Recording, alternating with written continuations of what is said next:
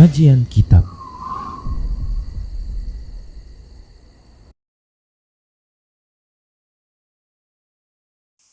Assalamualaikum warahmatullahi wabarakatuh. Innal hamdalillah nahmaduhu wa nasta'inuhu wa nastaghfiruh wa na'udzu billahi min shururi anfusina wa sayyiati a'malina. May yahdihillah fahuwal muhtad wa may yudlil falan tajida lahu waliyyan mursyida. Asyhadu an la ilaha illallah wahdahu la syarika lah wa asyhadu anna Muhammadan abduhu wa rasuluh alladzi la nabiyya ba'dah. Wa qala Allah subhanahu wa ta'ala ya ayyuhalladzina amanu taqullaha haqqa tuqatih wa la tamutunna illa wa antum muslimun. Wa qala azza man qala ya ayyuhalladzina amanu taqullaha wa qulu qawlan sadida yuslih lakum a'malakum wa yaghfir lakum dhunubakum wa may yuti'illaha wa rasulahu faqad faza fawzan 'azima. Ya ayyuhan nasu taqu rabbakumul ladzi khalaqakum min nafsin wahidah wa khalaqa minha zawjaha wa batha minhuma rijalan katsiran wa nisaa'a wattaqullaha alladzi tasaaluna bihi wal arham innallaha kana 'alaikum raqiba. Amma ba'du, nastaqal hadithi kitabullah wa khairal hadi hadi Muhammad sallallahu alaihi wasallam wa syarrul umur muhdatsatuha wa kullu muhdatsatin bid'ah wa kullu bid'atin dhalalah wa kullu dhalalatin finnar. Kaum muslimin dan kaum muslimat, hadirin dan hadirat, para pemirsa Rosa TV dimanapun Anda berada, alhamdulillah kembali kita bertemu dalam kajian Kitabut Tauhid, di mana kita sudah sampai pada bab yang keberapa? 13. 14. Kita sudah bicarakan dalil-dalil yang terkait dengan bab ini, tinggal fawaid. Fihi masail. Dari 3 dalil, 4 dalil, ya, atau beberapa dalil yang disebutkan oleh Syekh Muhammad bin Abdul Wahhab, beliau menyimpulkan ataupun mengambil beberapa faedah dari dalil tersebut. Fihi masail, di dalamnya ada beberapa permasalahan. Al-ula tafsirul ayatain. Yang pertama yaitu tafsir daripada 2 ayat. Di mana ayat pertama dalam bab ini Allah berfirman, walladzina tad'una min dunihi ma yamlikuna. Yang pertama, ayusyrikuna ma la yakhluqu syai'an wa hum yukhlaqun. Apakah mereka mensekutukan Allah dengan yang tidak dapat menciptakan apapun, wa hum yukhlaqun. Bahkan merekalah yang diciptakan. Artinya, bagaimana mungkin mereka menyembah selain Allah ataupun berhala-berhala, apakah manusia ataukah benda? Bagaimana mungkin mereka itu menyembah benda-benda tersebut, sementara benda-benda itu tidak bisa menciptakan apapun.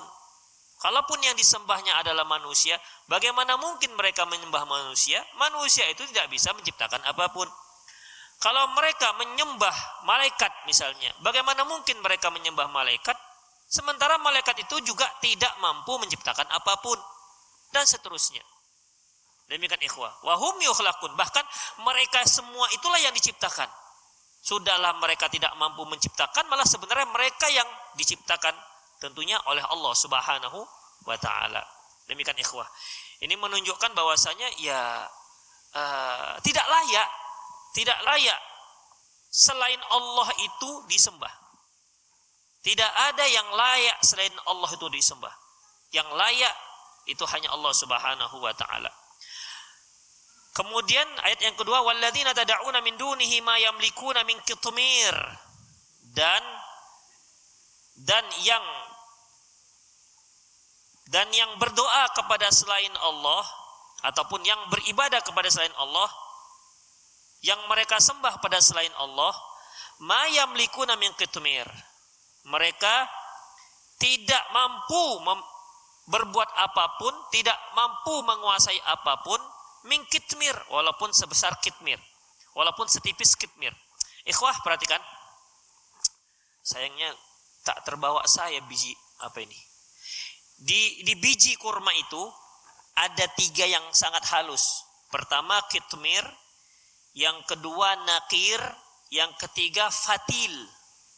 Itu semua di biji korma. Sayang ya, tak terbawa. Baik, kalau antum lihat biji korma, ada yang namanya kitmir. Kitmir itu kulit ari yang melapisi biji kurma. Ya. Kulit ari itu ada 2 ikhwah. Pertama kalau antum lihat ambil sukari, ya. Itu kan ada kulit ari bagian atas. Ya kan? Terkadang bisa kita kupas begini. Kalau antum pernah makan kurma anggur, itu juga lebih jelas. Jadi kurma itu dilapisi oleh ada kulit, ya kulitnya pun bisa dimakan, kulit arinya. Dah. Kalau antum ambil dagingnya, maka akan tinggal bijinya. Bijinya itu dilapisi oleh kulit ari yang bening.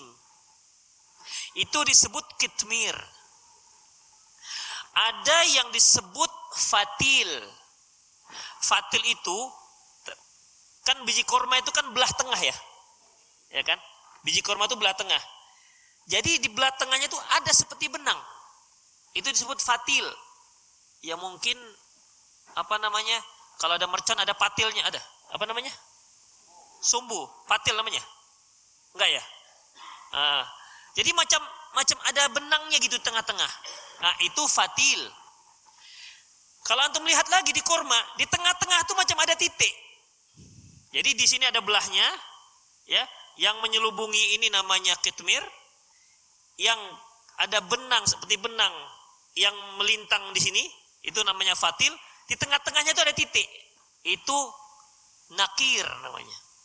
Demikian ikhwah. Ada namanya masing-masing khusus. Ya. Makanya ikhwah, dalam ayat terkadang dikatakan ma yamlikuna min kitmir, tidak memiliki apapun walaupun hanya setipis kulit kitmir. Kadang-kadang disebut tidak memiliki apapun walaupun nakir gitu. Walaupun hanya sebesar titik biji korma itu. Terkadang dikatakan fatil. Ini menunjukkan, orang Arab mengucapkan hal ini sebagai ungkapan bahwasanya tidak bisa memiliki apapun. Ya. Dan mereka-mereka yang mereka sembah berhala-berhala yang mereka sembah, mereka tidak punya kuasa apapun walaupun hanya setipis kitmir atau sebesar fatil atau sekecil nakir. Apa tadi? Kitmir, fatil, nakir. Baik. Kemudian ikhwah, jadi beliau katakan bahwasanya di dalam bab ini menyebutkan 2 ayat dan itu sebagai tafsiran daripada bab.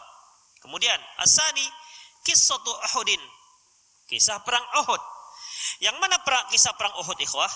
Yaitu ketika Rasulullah sallallahu alaihi wasallam berdoa, ya kan? Di mana pada perang Uhud kepala Rasulullah berdarah, giginya pecah, ya. Apa kata beliau?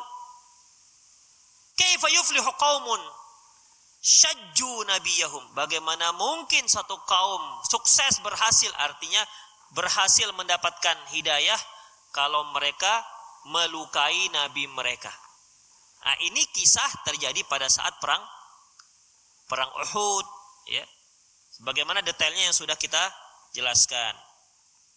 Maka di sini kan yang kedua kisah Uhud, kisah Uhud. Yang ketiga, qunutus sayyidil mursalin, doa kunut yang dilakukan oleh Rasulullah, wa khalfuhu sadatul auliya, dan di belakang beliau yaitu pemimpin-pemimpin para wali, maksudnya para sahabat, ya. Rasulullah berdoa kunut dan di belakang beliau para sahabat yu'amminuna fis shalah. Mereka mengaminkan doa kunutnya Nabi sallallahu alaihi wasallam di salat, pada waktu salat. Ini ikhwah rahimani Allah wa iyyakum. Ya di sini beliau setelah itu kan menyebutkan mengangkat kedua tangannya, Allahumma la'an fulan wa fulan. Ya Allah, laknatlah si fulan dan fulan. Artinya beliau di sini berdoa di saat sedang sholat. Dan itu merupakan kunut. Kunutnya kunut nazilah. Bukan kunut witir. Ya, kunutnya kunut nazilah.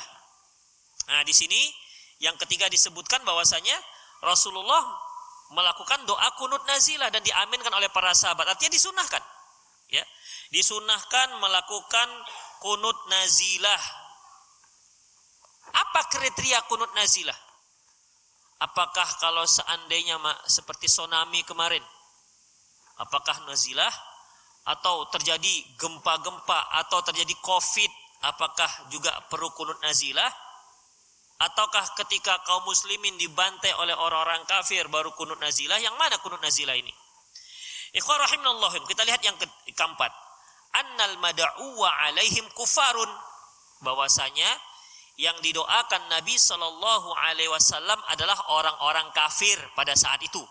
Ya, karena Rasul katakan, ya Allah, laknatlah si fulan dan fulan, laknatlah fulan dan fulan, fulan bin fulan. Ikhwah, Rasulullah Sallallahu Alaihi Wasallam berdoa kepada orang kafir. Memang yang didoakan pada waktu itu adalah orang kafir, masih kafir dia, ya, masih kafir. Kemudian ikhwah, rahimanallahu wa iyyakum. Yang kelima, annahum fa'alu asya' ma fa'alaha ghalibul kufar minha. Bahwasanya ini yang kelima ini menyebutkan sebab. Bosnya mereka orang-orang kafir itu melakukan banyak hal yang biasa dilakukan oleh umumnya orang kafir. Ya, kalau kita lihat ikhwah, orang-orang yang kafir terhadap nabi-nabi mereka kan memusuhi nabi mereka, berupaya untuk menyakiti, berupaya untuk bahkan membunuh nabi mereka. Itulah umumnya kriteria orang-orang kafir. Ya, itulah sikap mereka terhadap nabi mereka. Minha diantaranya syajjuhum nabiyahum, diantaranya melukai nabi mereka. Wa hirsuhum ala qatlihi, dan dan hirsuhum artinya keinginan mereka yang sangat kuat untuk membunuh Nabi. Ya, seperti Rasulullah Sallallahu Alaihi Wasallam kan hampir terbunuh. Ya, ketika Rasulullah Sallallahu Alaihi Wasallam tidak mau diajak untuk kompromi dalam masalah dakwah, maka orang-orang kafir sepakat, orang-orang Quraisy pada waktu itu. Ikhwah, Quraisy ini kan banyak suku-sukunya lagi. Ya, banyak Abdul Manaf dan lain-lainnya. Ya, seperti yang kemarin Rasulullah panggil satu persatu. Ikhwah, dan Rasulullah sukunya dari Bani Hashim. Ya, Rasulullah Bani Hashim. Baik. Dan banyak bani-bani yang lain, dan itu termasuk dalam kelompok besar suku Quraisy. Ya, dan suku Quraisy dari Arab. Jadi Arab tuh banyak suku-sukunya, di antara suku yang paling terkenal yaitu suku Quraisy. Di dalam suku Quraisy ini ada lagi suku-suku kecil yang lainnya, mungkin marga lah, seperti marga gitulah kita katakan ya. Seperti orang Indonesia, gitu. Indonesia, waduh bangsa ya. Dia ada suku Jawa, suku Padang, suku Batak. Di suku Batak kan ada lagi marga-marga, gitulah kira-kira ikhwah. Ya, ada marga-marga. Simanjunta. Dari mana Simanjunta? Ternyata memang ayah-ayah mereka itu memang junta gitu. Coba mana sini yang Batak-Batak? Demikian ikhwah, ya. Siapa seniman dari yang saya mau tanya dulu, mana yang orang kita Batak mana sini? Jangan nggak ngaku, kan muslim nggak apa-apa. Oh ya, antum Sinaga. Sinaga itu apa? Ya, Sinaga itu dari mana? Nama orang ya? Marga. Ya, awal-awal dulunya? Oh, nggak tahu dia. Pak Bolon. Tampu Bolon itu dari mana? Toba. Sama-sama Toba kalian? Bah. Oh, Simalungun. Ya, terus nama Tampu Bolon itu apa? Nggak tahu juga. Nah, kan nama orang. Tuh, nama orang. Ya. Seperti Bani Hashim, anak Hashim. Siapa Hashim ini? Ya nama orang. Ya. Jadi Hashim, anak-anaknya Hashim. Bani Israel. Siapa Israel? Nabi Yakub, ya anak-anaknya Israel gitulah ikhwah. Jadi itulah terbagi suku-suku. Suku-suku yang kecil ini ikhwah, suku-suku yang dari orang Quraisy ini sepakat untuk membunuh Rasulullah sallallahu alaihi wasallam dengan cara dikumpulkan, diambilkan masing-masing dari suku-suku itu pemuda. Nanti ketika nampak Rasulullah mereka pukul bareng-bareng sehingga Bani Hashim tidak mampu membalasnya. Kenapa? Yang akan dilawan adalah suku sekian besar suku Quraisy. Tapi kan wa makaru wa makarallah. Mereka punya makar, Allah punya makar. Allah khairul makirin. Allah lebih tahu, lebih baik makarnya. Itu ikhwah rahimallahu wa iyyakum. Jadi Rasulullah juga tak luput dari makar untuk dibunuh. Ya, dari makar untuk dibunuh. Dan banyak para nabi dimakari oleh kaumnya untuk dibunuh, yang kafir-kafir. Nabi Isa gimana? Ada enggak makar untuk dibunuh? Nabi Isa? Ada, tapi kan enggak berhasil juga. Ya. Wa ma salabuhum wa ma qataluhu wa ma salabuhu wa ma qataluhu walakin syubbiha lahum. Mereka tidak mensalibnya dan mereka juga tidak membunuhnya, walakin syubbiha lahum. Tapi ada orang di antara mereka yang disamakan wajahnya oleh Allah Subhanahu wa taala dengan Nabi Isa. Tapi barrafa'ahu ilai. Tapi Allah angkat dia ke langit. Itu ikhwah. Itu menunjukkan bahwasanya umumnya orang-orang kafir-kafir ini ikhwah, ya. Di saat para nabi diutus kepada mereka itu keinginan untuk menyakiti, untuk membunuh, termasuk Nabi SAW. Kemudian, wa minhat tamthil bil qatla. Di antaranya kejadian seperti di perang Uhud. Kenapa? Kepala Rasulullah itu sampai luka? Karena mereka berupaya membunuh Rasulullah, tapi nggak berhasil. Yang mereka sanggup lakukan hanya melukai kepala Rasulullah SAW, mematahkan gigi seri beliau. Sebenarnya targetnya bukan sekedar melukai, tapi membunuh. Itu ikhwah. Itu target mereka.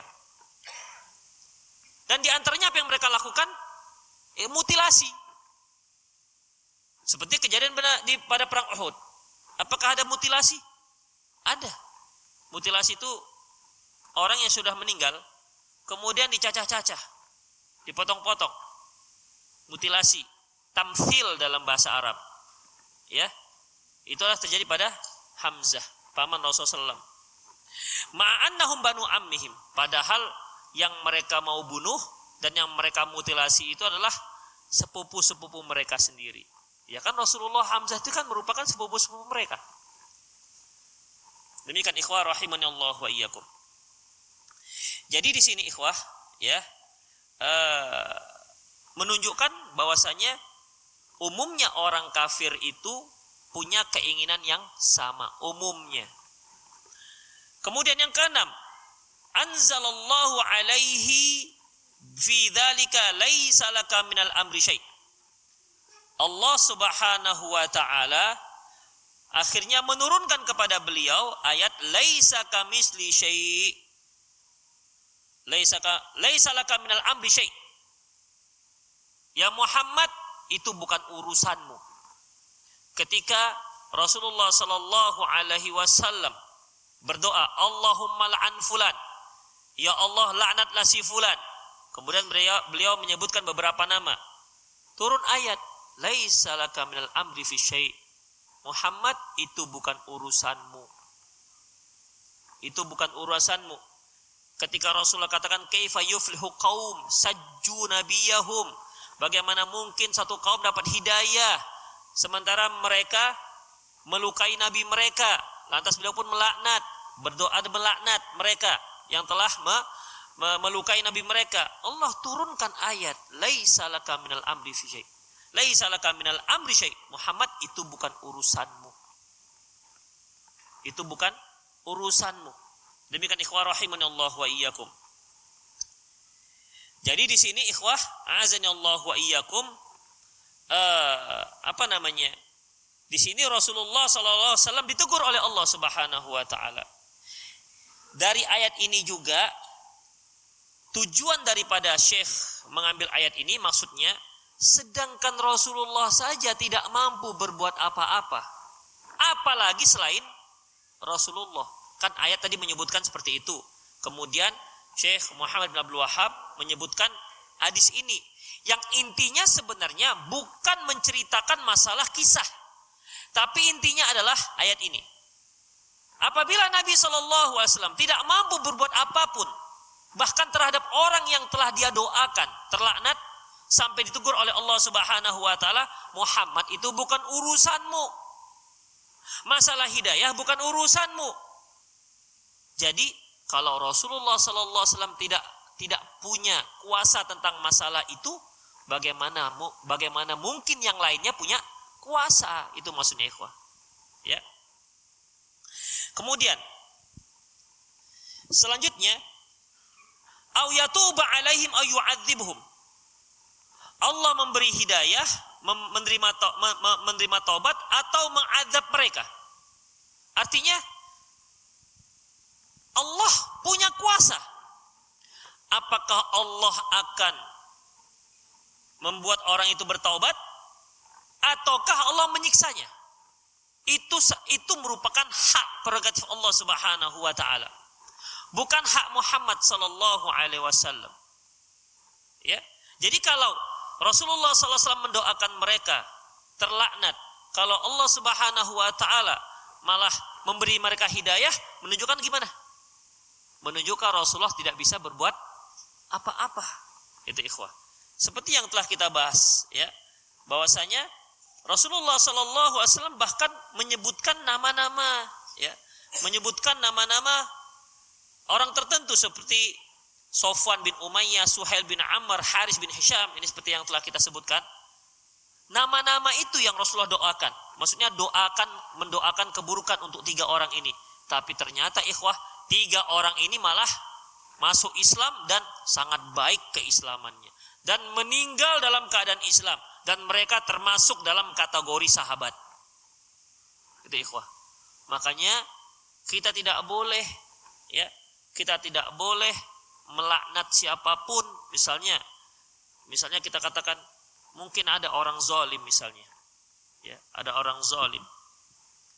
Jelas dia menzalimi, dia rampas hartanya. Ini terlaknat orang ini. Ikhwah. Walaupun perbuatannya itu memang sangat menzalimi, tapi kita tidak dibenarkan melaknatnya.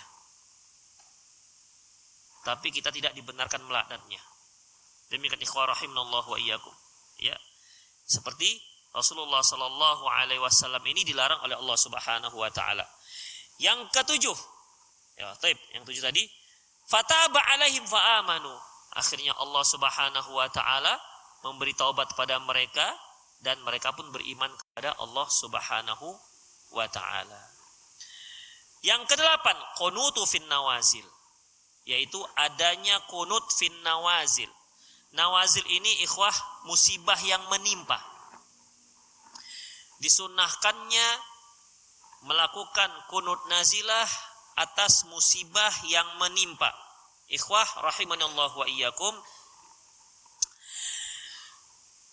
Ada perbedaan para ulama tentang qunut nazilah ini, jenisnya, musibahnya. Sebagian mengatakan apa saja musibah yang menimpa, apakah pembantaian kaum muslimin, penzaliman kaum muslimin, atau dikarenakan adanya penyakit, atau dikarenakan adanya malapetaka, atau bencana yang menimpa kaum muslimin, maka disunahkan untuk qunut nazilah. Dah. Pendapat kedua mengatakan bahwasanya enggak. Apabila musibah itu dari Allah, seperti Covid kemarin, tsunami, ya, apalagi gempa, hingga banyak kaum muslimin yang meninggal dunia atau tertimpa atau cacat segala macamnya. Kalau yang seperti ini tidak qunut. Tapi kalau perbuatan manusia seperti apa? Pembantaian, ya, seperti kaum muslimin dibantai, orang Palestina dibantai oleh orang Israel misalnya, Kaum muslimin di mana lagi yang dibantai? Myanmar ya. Myanmar. Apa lagi? Hah?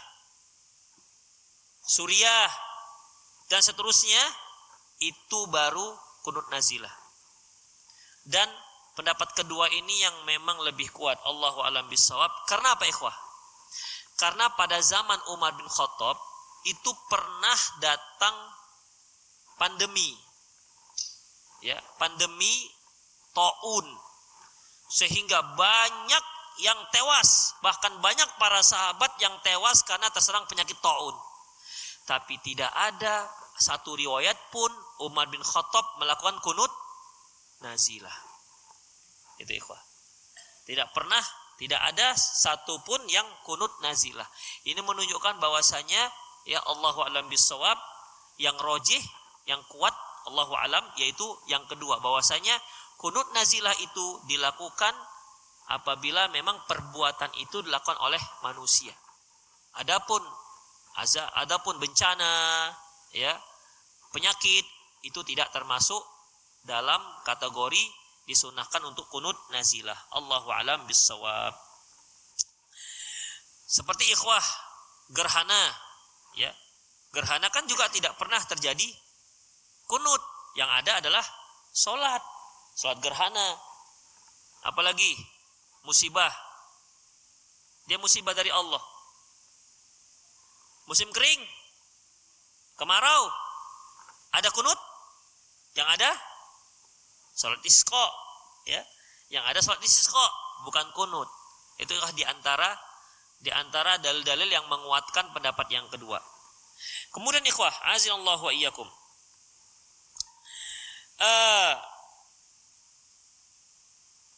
Apakah kunut ini dilakukan oleh Imam Azam, artinya kalau kita presiden, ataukah dilakukan oleh oleh semua imam-imam masjid, ataukah bahkan bukan imam masjid, imam-imam musola juga melakukannya. Jadi seluruh kaum muslim, seluruh imam melakukannya. Jadi ikhwah, masalah ini juga masalah khilafiyah. Ada yang menyebutkan cukup Imam Azam. Imam Azam ini berarti presidennya yang kunut. Adapun yang lain-lainnya enggak usah kunut. Ada yang menyebutkan enggak, semua imam salat kunut. Karena dahulu kan ikhwah, imam salat dahulu kan presiden, khalifah. Ya kan?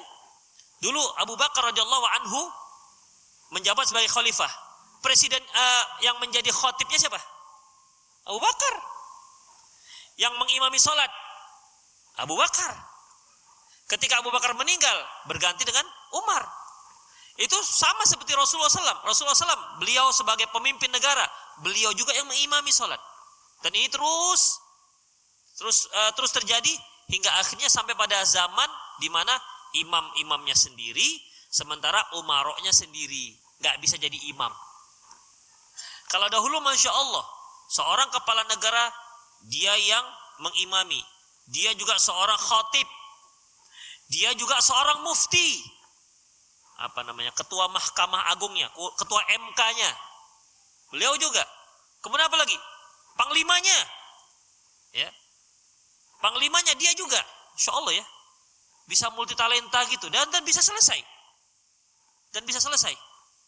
demikian. Padahal waktu itu ikhwah rahimanallahu wa iyyakum, pada zaman Umar bin Khattab kan sudah sampai kekuasaan sampai ke Farsi dan Romawi. Tapi begitu pelaksanaannya ikhwah. Itulah dia, Allahu a'lam bishawab. Selanjutnya ikhwah. Jadi bagaimana? Mana yang rajih? Allahu a'lam bishawab, bahwasanya karena Rasulullah sallallahu alaihi wasallam tidak mengkhususkan masalah ini hanya untuk Imam Azam, imam yang paling besar atau presidennya, maka berlaku untuk semua imam. Berlaku untuk semua imam. Terus kalau masing-masing di rumah sholat sendiri, kunut sendiri gimana? Ya kan? Misalnya terlambat dia sholat zuhur di rumah dia, Allahumma la'an Israel katanya. Gimana? Sendirian di rumah sholat sendiri. Disyariatkan enggak? Sholat sendiri kunut nazilah. Antum pernah melakukan? Baguslah kalau gitu. Ya. Jadi kunut itu dilakukan oleh imam. Ya, kunut dilakukan oleh imam. Dan itu yang rajih. Jadi tidak harus imam a'zam. Kemudian ikhwah rahimanallah wa iyyakum. Ya, dasarnya secara umum sallu kama ra'aitumuni usolli. Salatlah kalian seperti kalian melihat aku salat. Ya, sebagaimana Rasulullah pernah melakukan kunut, beliau jadi imam, maka semua imam boleh melakukan kunut jika kejadiannya memenuhi persyaratan. Kemudian ikhwah rahimanallah wa iyyakum, yang kesembilan, tasmiyatul mad'u alaihi fi sholati bi asma'ihim wa asma'i abaihim. Rasulullah SAW menyebutkan orang-orang yang dilaknat beliau dalam sholat dengan menyebutkan namanya dan nama ayahnya. Namanya dan nama ayahnya. Ikhwah azanallahu wa iyyakum, seperti yang kita sebutkan tadi, Rasulullah melaknat yaitu Sofwan bin Umayyah. Sofwan bin Umayyah. Jadi bukan hanya menyebutkan anaknya tapi sekaligus bapaknya. Suhail bin Amr, Haris bin Hisham, sebutkan anak dan bapaknya sekaligus. Ikhwah, taib. Ada satu hal terkait dengan masalah ini. Apakah doa kunut ini, kunut nazilah ini termasuk bicara manusia? Mungkin antum masih ingat ketika seorang sahabat yang bernama Muawiyah bin Abu Sufyan, Muawiyah bin Hakam radhiyallahu anhu, ketika dia bersin, kemudian ketika ada sahabat yang bersin, kemudian dia mengucapkan yarhamukallah, para sahabat menegurnya dengan cara kasih isyarat. Akhirnya dia pun gak faham, dia malah mengatakan, wa thuqla ummaya ma sya'nukum tanduruna ilayya. Kenapa kalian kok tengok-tengok aku? Itu ketika sholat berjamaah. Setelah selesai sholat, Rasulullah katakan, inna hadhihi sholah. Muawiyah, ini sholat. La yaslu syai' min kalamin nas. Gak boleh dicampur pun sedikit dari ucapan manusia. Tapi sekarang permasalahannya adalah, apakah ucapan doa kunut itu termasuk ucapan manusia yang dilarang? Itu dia. Tadi kan Muawiyah bin Hakam pakai bahasa apa? Bahasa Arab. Ya. Ketika kita kunut nazilah, ya Allah, Allah mansur mujahidin. Mana ada kan bacaan Rasulullah, bacaan i'tidal, Allah mansur mujahidin. Itu kan sudah bahasa Arab yang artinya ya Allah, tolonglah para mujahidin. Allah mansur mujahidina fil kulli makan wa fi Palestin, kan bisa begitu. Wa fi Palestin, kalau dulu wa fi Shishan, tahu Shishan? Chechnya. Wa fi Bosna, dulu begitu. Ya, ketika terjadi pembantaian. Ini kan ucapan-ucapan manusia. Apakah dibolehkan? Terus kalau dibolehkan, berarti bertentangan dong dengan kisah Muawiyah bin Hakam. Jawabannya ikhwah, tidak. Kalau Muawiyah bin Hakam, dia mengatakan, wa suqla ummaya ma sya'nukum tanzuruna ilayya, atau dia katakan yarhamukallah, dia bicara dengan orang. Ya. Dia bicara dengan orang. Demikian ikhwah. Adapun doa, bicara dengan siapa? Bicara dengan Allah Subhanahu wa taala. Mungkin Allahu alam ini jugalah dalil yang dipakai madhab pendapat yang mengatakan bolehnya doa mutlak apa saja ketika sujud. Karena apa? Karena ketika kita berdoa, kita sedang bicara dengan Allah Subhanahu wa taala. Mungkin dari sini juga sisi pengambilannya. Ikhwah, bisa difahami? Bisa ya? Jadi sebenarnya Allahu alam tidak ada pertentangan antara hadis Muawiyah bin Hakam yang bicara ketika sholat dengan kunut nazilah. Allahu a'lam bissawab. Kemudian ikhwah rahimanallahu wa iyyakum, masalah lain yaitu halil ladzi naha anhu Rasulullah du'a awilan al muayyinin. Apakah halil ladzi nuhiya anhu Rasul, apakah Rasulullah itu dilarang karena beliau melaknat orang tertentu? Apa maksudnya? Apakah Rasulullah melaknat orang tertentu? Hah? Antum paham orang tertentu yang dimaksud? Hah? Kan disebutkan 3 orang. Itu orang tertentu namanya. Kalau nggak tertentu apa namanya? Umum. Ya, umum. Seperti Allahumma la'anul kuffar. Ya Allah, laknatlah orang kafir. Itu kan umum. Ini Rasulullah dilarang itu apakah memang melaknat secara umum nggak dibolehkan? Ataukah dikarenakan larangannya karena beliau melaknat orang khusus? Karena kan belum menyebutkan Sofwan, Umayyah, Suhaib bin Amr. Satu lagi, Amr bin Hisham. Ya. Apakah dikarenakan beliau menyebutkan orang khusus? Makanya Haris bin Hisham. Makanya beliau dilarang oleh Allah Subhanahu wa taala. Ikhwah, di sini juga ada perbedaan. Namun yang rajih ikhwah rahimanallah wa iyyakum, bahwasanya mengapa Allah Subhanahu wa taala melarang? Allah katakan laisa laka minal amri syai'. Muhammad, ini bukan urusanmu. Ya. Larangan ini terkait dengan apa ikhwah? Terkait dengan karena Rasulullah melaknat orang tertentu. Ada ta'yin. Walaupun di sini khilafiyah yang sangat hebat. Ya. Khilafiyah yang sangat hebat di kalangan para ulama. Karena dalam beberapa riwayat ada juga Rasulullah melaknat. Mungkin antum pernah ingat enggak? Adanya seorang sahabat, dia mengeluarkan ini. Antum punya jaket di sepeda motor, itu hujan. Ini bukan kajian ikhwah, saya mau ngasih tahu. Ada jaket nggak di situ? Di sepeda motor antum? Silakan. Nanti basah jaketnya. Atau helmnya yang mengarah ke atas gini, pulang-pulang nampung. Oh, baru paham saya. Mungkin tiba-tiba cerita jaket ini. Taib, ikhwah rahimanallahu wa iyyakum. Apa tadi? Ada di sini diriwayatkan di Sahih Al-Albani. Jadi ada seorang sahabat perabotan rumahnya diletakkannya di tengah jalan. Udah? Letakkan di tengah jalan.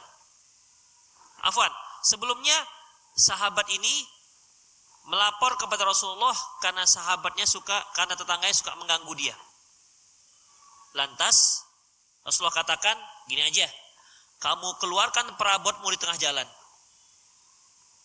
Kamu keluarkan perabot-perabotmu di tengah jalan. Udah? Akhirnya kan setiap sahabat lewat, loh ini kok perabot di tengah jalan? Kata yang punya perabot, iya tetangga saya selalu mengganggu saya. Itu sahabat-sahabat yang setiap lewat mendengar itu mengatakan, Allahumma la'anhu. Ya Allah, laknatlah dia. Nah, dianya ini kan berarti sudah tertentu. Tetangga orang ini. Demikian ikhwah. Ya. Akhirnya dengarlah tetangga ini yang suka mengganggu tetangganya, bahwasanya setiap orang lewat, orang ini mendoakan agar dia dilaknat. Akhirnya dia pun menghentikan gangguannya terhadap tetangganya. Ini juga yang dijadikan oleh Syekh Al-Albani sebagai dalil bolehnya melaknat muayyan.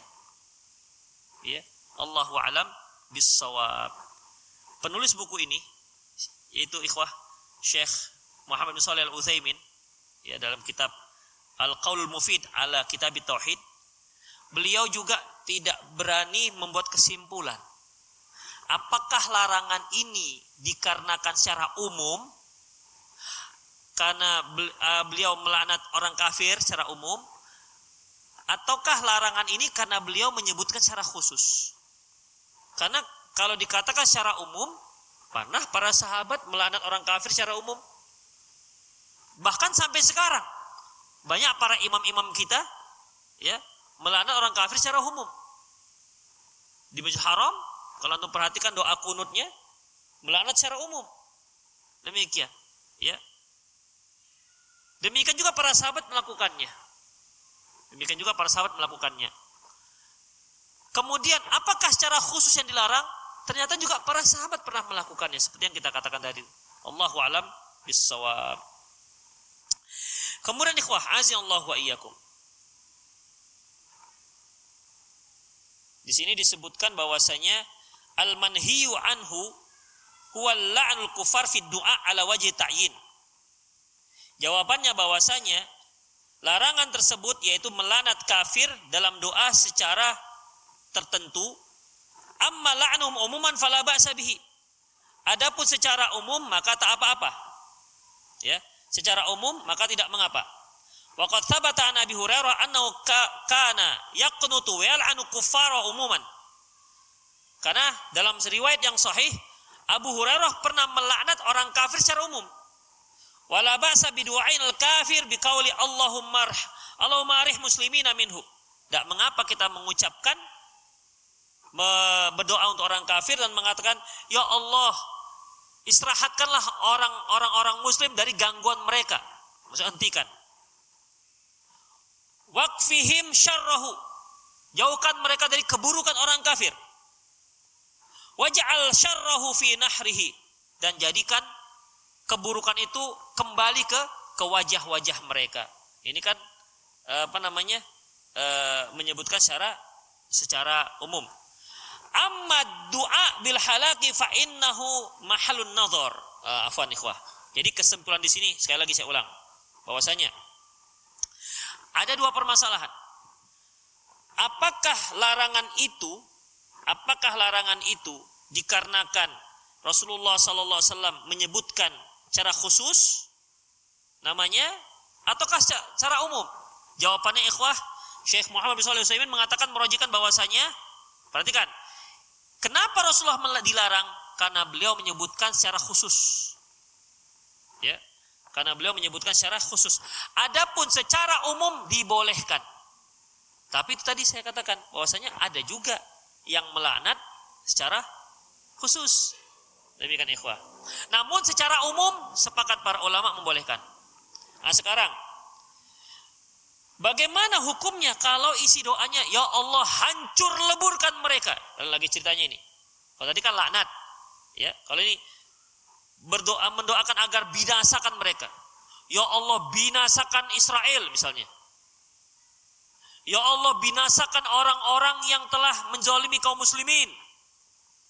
Ya Allah binasakan orang-orang yang menzalimi rakyat Indonesia misalnya. Itu bagaimana? Apakah dibolehkan? Ikhwah rahimani Allah wa iyyakum, di sini masalahnya masalah terjadi perdebatan di antara para ulama antara yang membolehkan dan tidak. Isinya bukan laknat tapi membinasakan. Demikian ikhwah. Kan lebih serem lagi. Kalau laknat dijauhkan dari rahmat. Kalau binasakan matikan. Seperti ini ikhwah, seperti doanya Nabi Nuh. Rabbi la tadhar 'alal ardi minal kafirina dayyara. Ya Allah, jangan biarkan orang kafir ada di muka bumi. Innaka intadarhum yudillu ibadak. Kalau engkau biarkan orang kafir tersisa di muka bumi, yudillu ibadak, maka mereka nanti akan menyesatkan hamba-hambamu. Wala tajidu illa fajiran kafara, dan tidak akan lahir dari mereka kecuali anak-anak yang penjahat dan kafar dan kufara dan orang-orang kafir. Itu ikhwah, ya. Sebagian ulama menyebutkan kenapa Nabi Nuh menyatakan seperti ini. Apakah dia tahu bahwasanya orang-orang kafir itu pasti akan melahirkan orang-orang kafir juga, anak-anak kafir dan penjahat-penjahat. Para ulama mengatakan ikhwah, dahulu itu usia manusia bukan 60, 70. Ya, itu bisa ratusan tahun.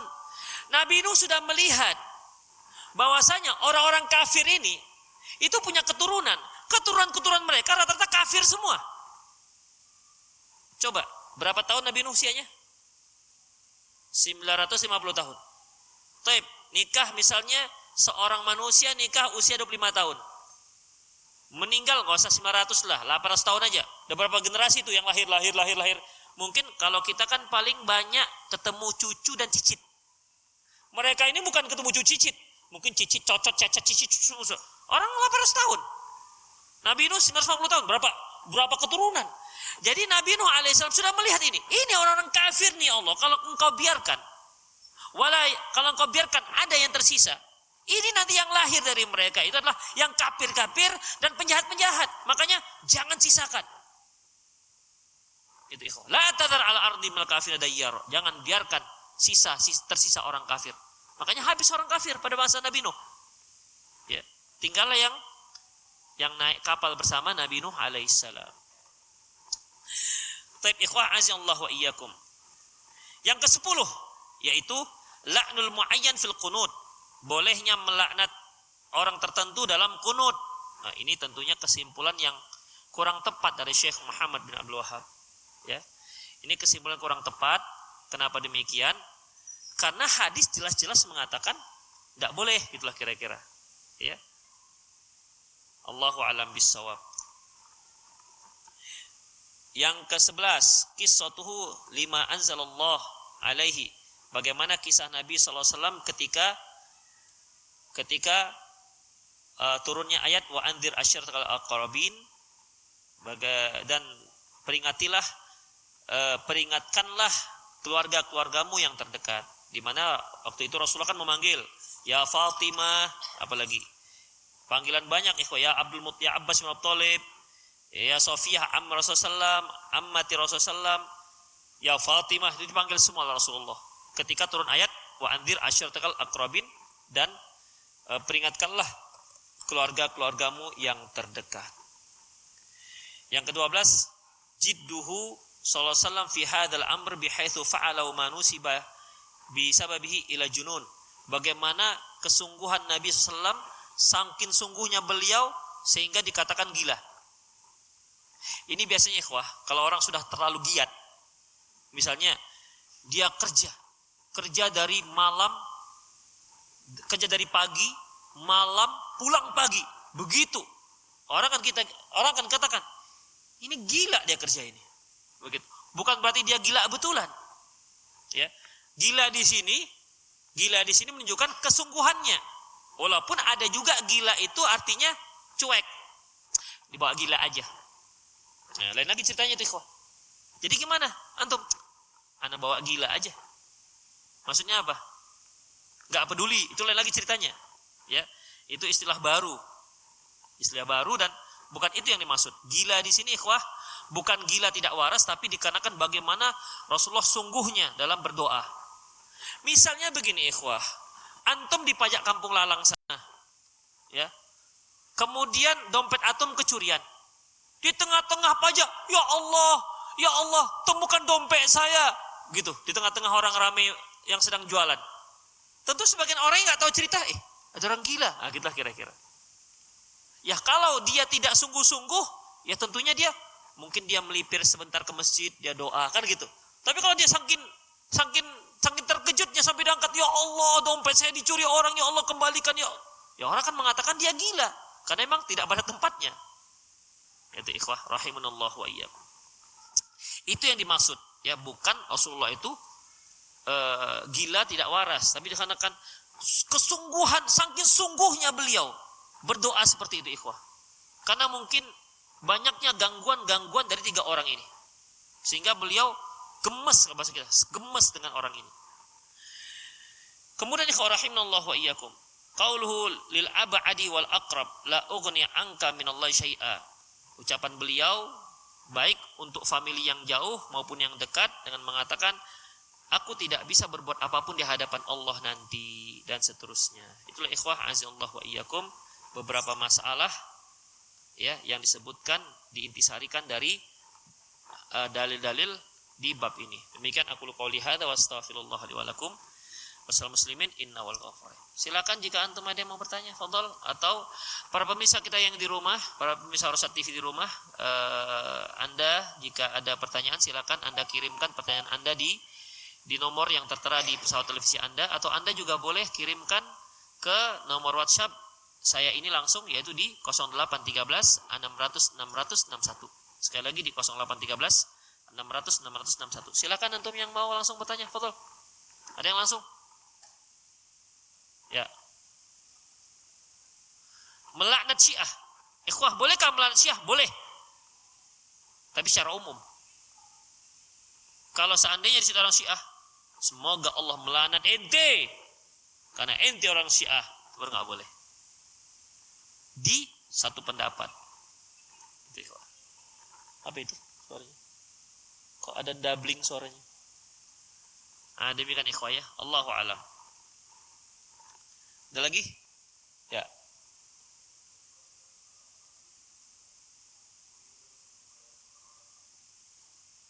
Membayangkan yang kafir yang mana untuk membayangkan? Jadi seolah-olah kita sedang berbicara dengan dia. Oh. Ya nggak ada masalah. Nggak ada masalah. Jadi ketika kita pertanyaan ketika kita baca Qul ya al-kafirun, seolah-olah kita sedang berbicara dengan orang kafir. Qul ya al-kafirun, ya ayyuhal kafirun, la a'budu ma ta'budun. Wala antum 'abiduna ma a'bud. Wala ana 'abidum ma 'abadtum. Wala antum 'abiduna ma 'abud. Lakum dinukum waliyadin. Gitu ya maksudnya ya. Tapi pakai acting enggak? Enggak. Enggak apa-apa. Mungkin lebih meresapi gitu kan, meresapi apa yang sedang dibaca. Enggak apa-apa. Ya. Asalkan orang jangan buat gerakan-gerakan yang membuat orang itu menjadi buruk sangka ke antum. Gitu kan. Ya dia baca dalam hati. Ya kan orang ini kenapa ini orang gila ini? Karena bisa menyebabkan buruk sangka. Jadi kalau antum di kamar sendiri boleh. Tapi kalau hanya bayang-bayangkan bolehlah, ya. Waktu sholat boleh. Boleh. Tapi jangan antum bayangkan gadis Cina itu yang kafir itu ya.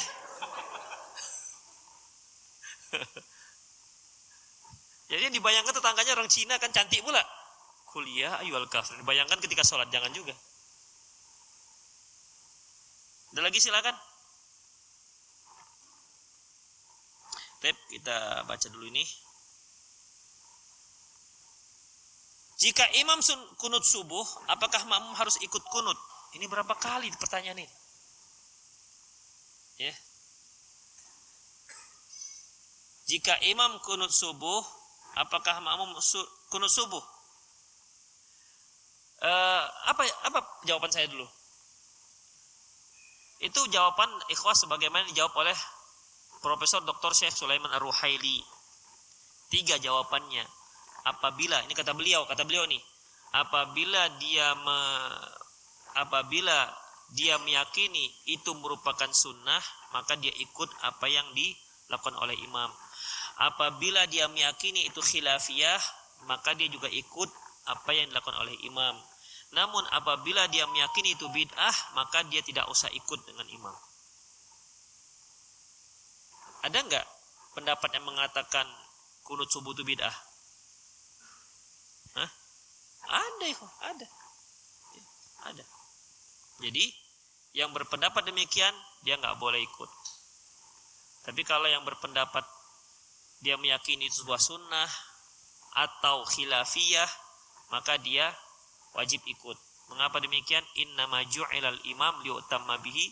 Sesungguhnya imam itu dijadikan untuk diikut. Allahu a'lam bissawab. Ada lagi? Ikhwah? Baik.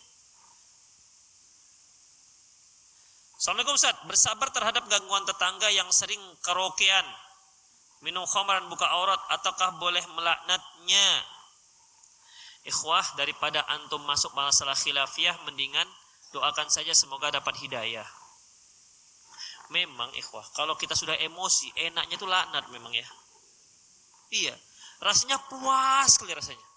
Ya Allah, laknatkan tetangga saya ini ya Allah. Gangguin saya, begitu. Itu ikhwah. Itu sebenarnya karena gemesnya. Maka daripada kita masuk masalah khilafiyah di sini, mendingan doakan saja dia dapat hidayah. Mana tahu ketika antum merasa terzalimi, kemudian ya Allah berilah tetangga saya hidayah. Dalam keadaan antum terdesak, sedang tersakiti, antum sungguh-sungguh berdoa, tembus doa antum ke langit ketujuh sana, Allah kabulkan sehingga tetangga antum dapat hidayah.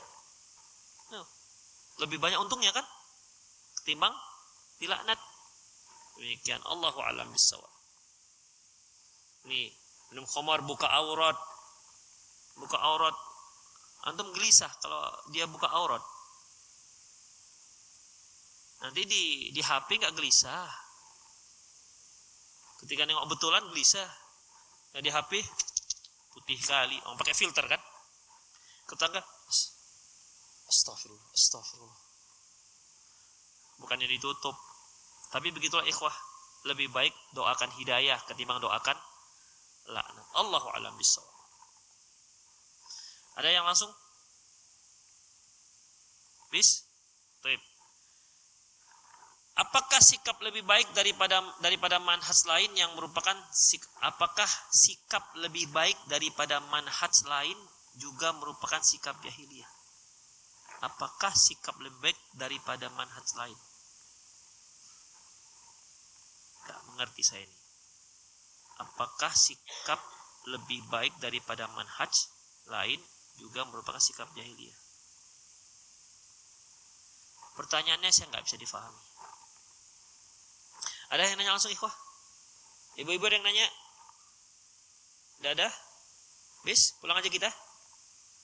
Ya udahlah ikhwah. Azallahu wa iyyakum. Ya, berarti untuk pertemuan yang akan datang kita masuk bab ke 15 ya, 15. Demikian ikhwah, azallahu wa iyyakum, semoga bermanfaat. Aqulu qouli hadza wa astaghfirullah li wa lakum. Walisal muslimin innahu wal ghafurur rahim. Subhanakallahumma bihamdik asyhadu an la ilaha illa anta astaghfiruka wa atubu ilaik. Wa sallallahu ala nabiyyina Muhammad wa ala alihi wa ashabi jama'in. Wa akhiru da'wana alhamdulillahi rabbil alamin. Assalamualaikum warahmatullahi wabarakatuh.